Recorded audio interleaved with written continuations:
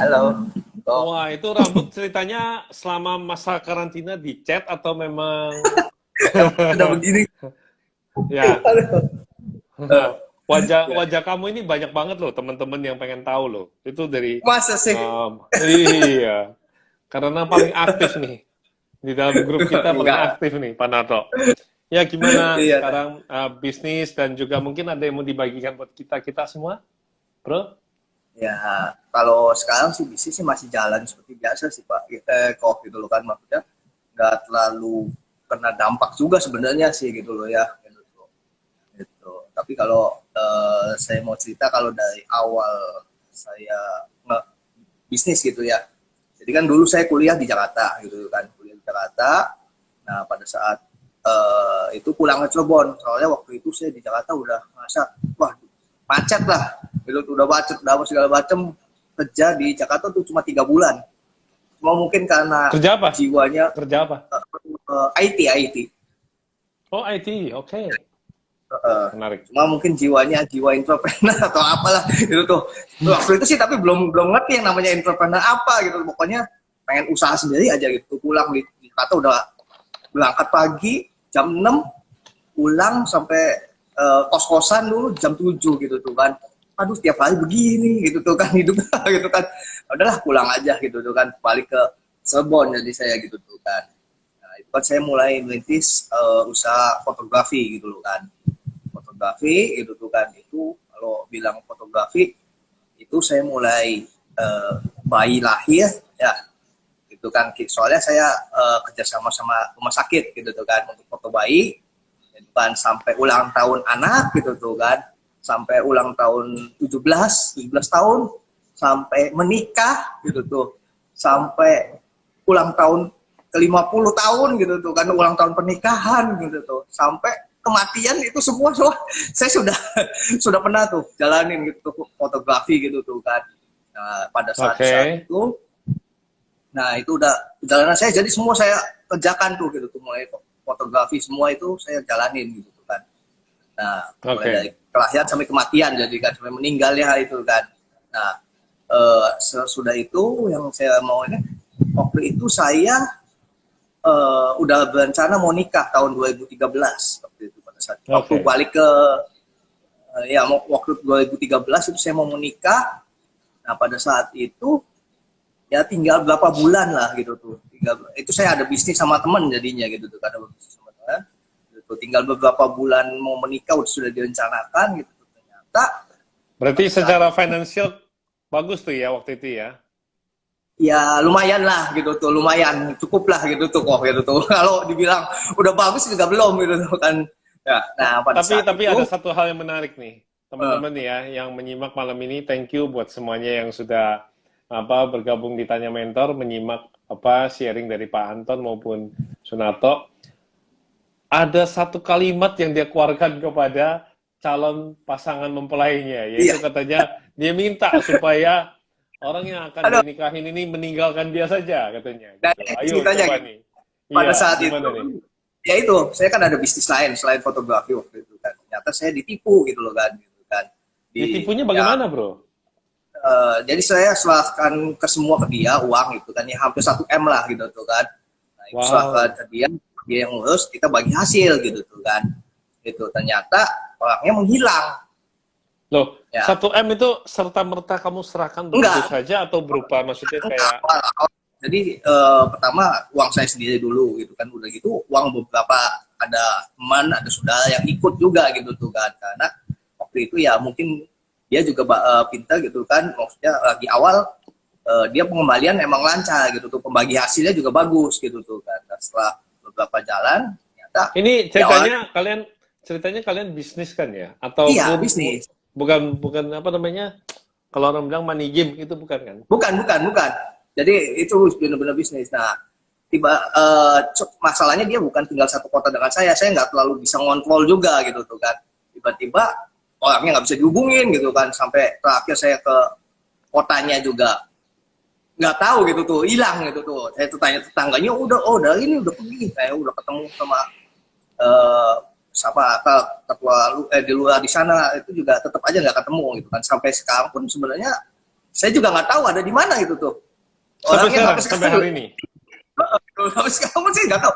Tapi ya dari situ saya berusaha belajar mengampuni juga, sama seperti tadi Pak Anton gitu tuh ya. Itu saya belajar mengampuni, gitu. Saya mau lepaskan. Nah, pada saat itu saya udah mau nikah gitu kan.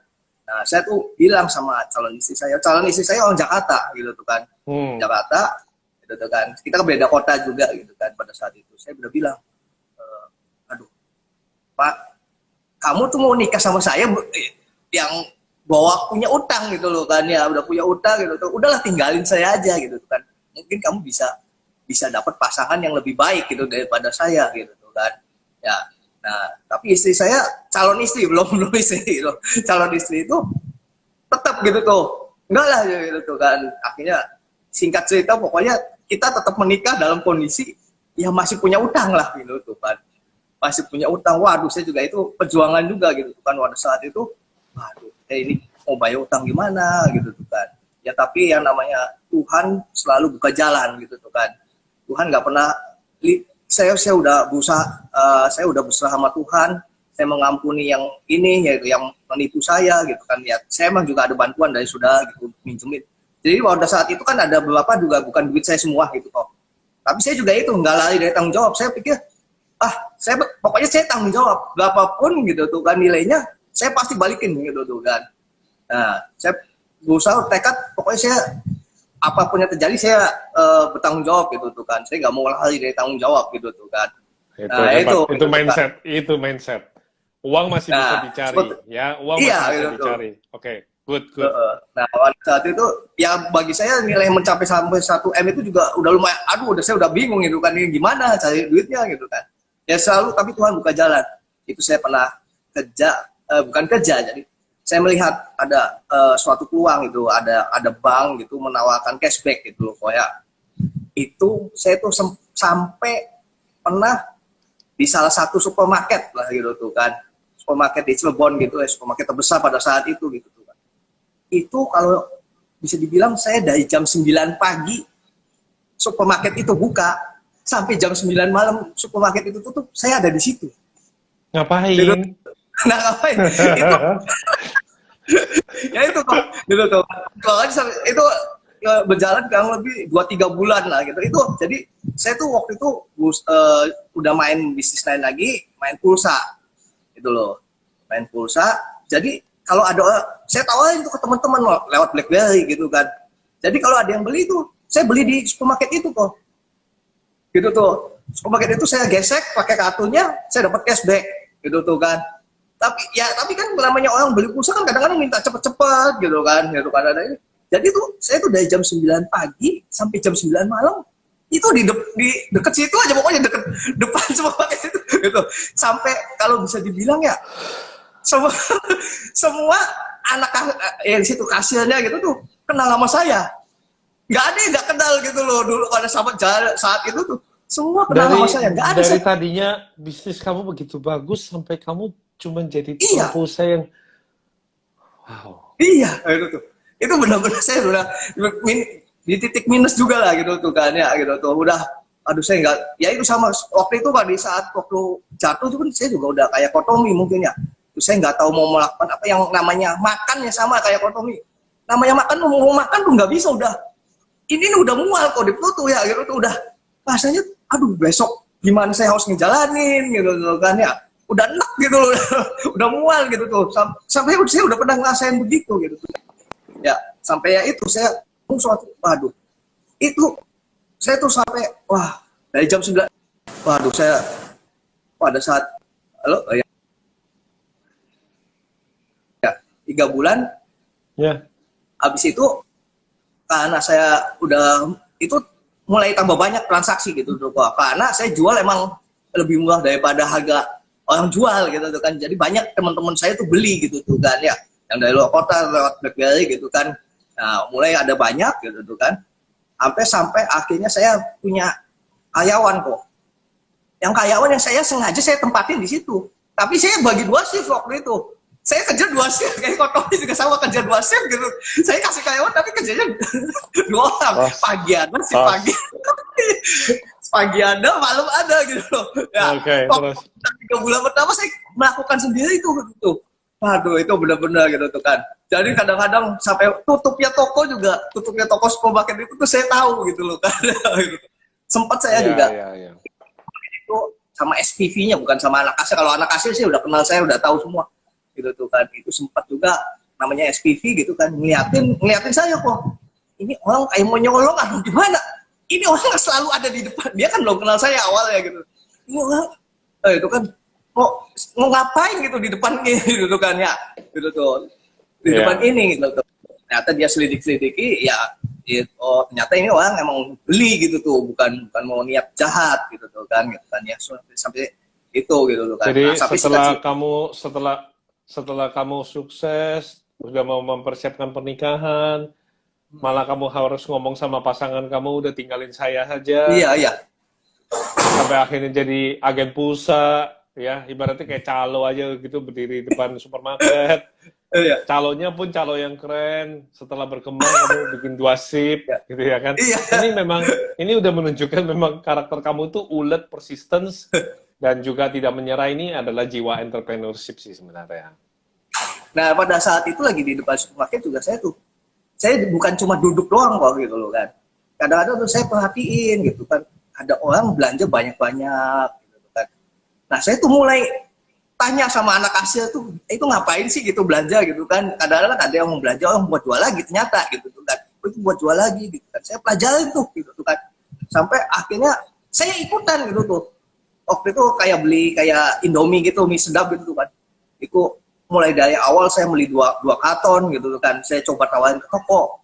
Ternyata ada yang mau beli gitu tuh kan ya. Gitu tuh kan dengan harga gitu tuh kan. Nah, mulai jadi karyawan waktu itu saya taruh di situ gitu kan. Saya mulai memikirkan yaitu usaha lain yang lebih pada saat itu yaitu kayak sembako kayak gitu loh kan. Saya masukin ke toko-toko jadi sales lagi gitu kan. Saya di luar saya jadi sales lagi gitu kan. Itu saya kasihin ke karyawan gitu tuh kan. Jadi kalau ada yang beli ke saya kan cuma WhatsApp waktu itu BlackBerry, saya BlackBerry ke dia gitu kan, kirim pesan, suruh dia ngejain gitu kan. Saya kan nggak terlalu nungguin lagi gitu kan. Saya mulai mengembangkan bisnis saya gitu tuh kan. Nah tapi di situ juga sampai akhirnya tuh kalau rekornya saya tuh pernah sekali transaksi itu saya kirim 5.000 dus Indomie. 5.000 Gitu dus loh. Indomie. Itu rekor saya paling besar sih gitu kan gitu.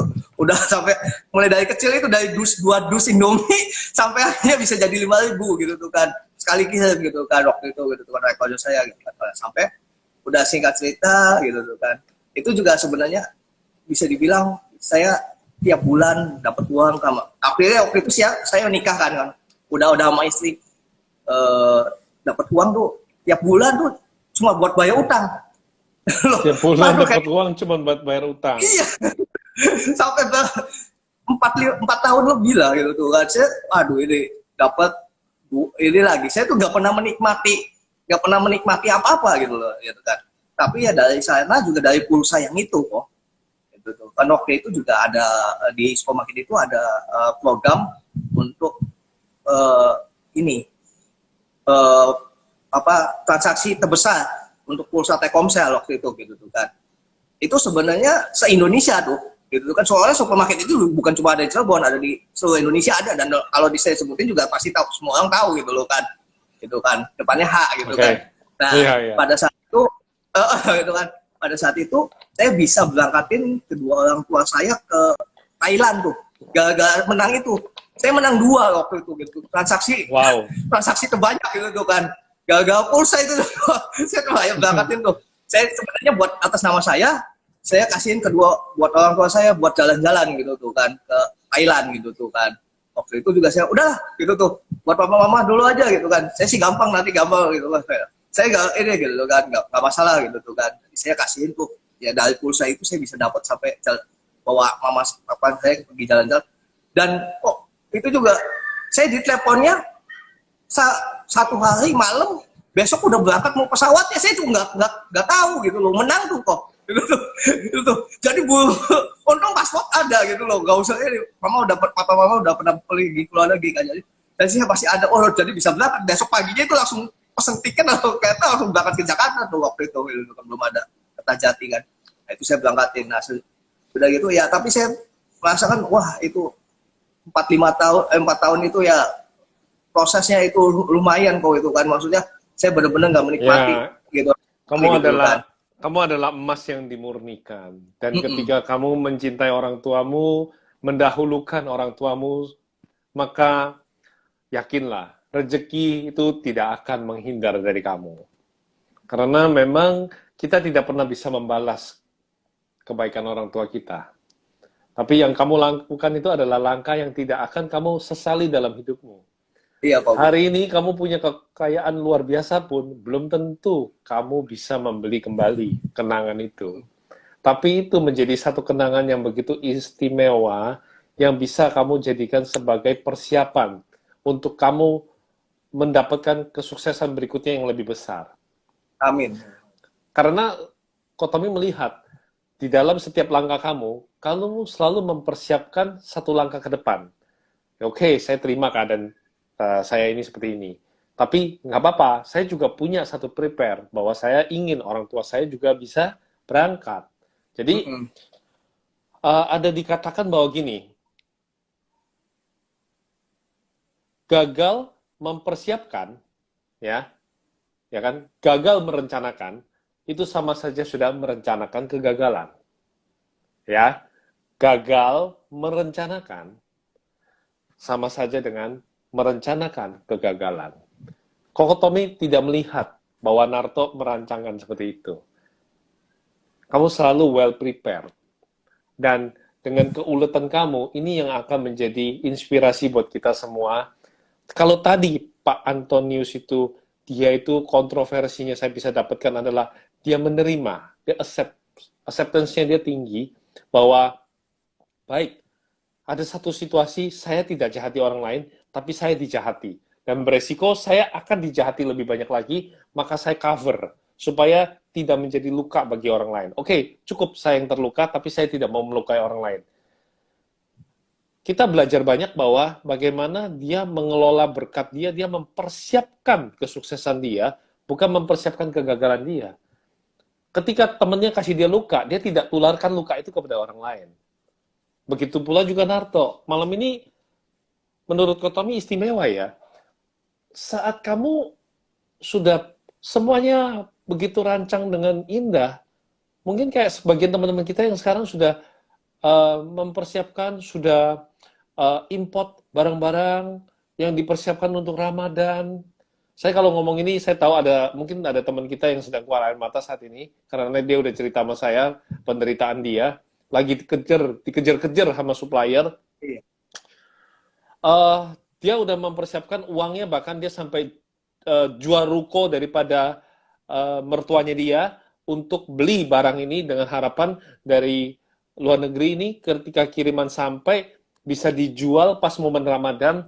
Dan ya di bulan 2, bulan 3 ini sesuatu hal terjadi, yaitu corona, efeknya begitu dahsyat, boro-boro barangnya sampai sekarang di China karena lockdown, yang akan kirim pun menghilang. Sama seperti kamu tadi, menghilang. Iya. Kelihatannya malam ini kalau buat teman-teman, esensi cerita yang diceritakan oleh Pak Anton maupun Sunarto itu kelihatannya sederhana, tapi maknanya sebenarnya sangat dalam. Bahwa dalam kehidupan kita ada hal-hal kadang-kadang yang terjadi di luar dugaan kita. Tapi selalu bisa diatasi dengan mindset kita yang baik, yaitu kita berserah. Kita meyakini bahwa Tuhan tidak meninggalkan kita. Nah, itu mungkin nomor satu ya. Yang Iya. kedua, jaga integritas nama baik. Walaupun situasi tidak baik, tapi kita tidak boleh ikut-ikutan untuk menjadi orang jahat yang menjahati orang lain. Kita harus tetap baik. Tugas kita adalah setiap hari berbuat baik. Sampai Tuhan terharu dan Tuhan membuka tingkap langit rezeki ini bagi kita.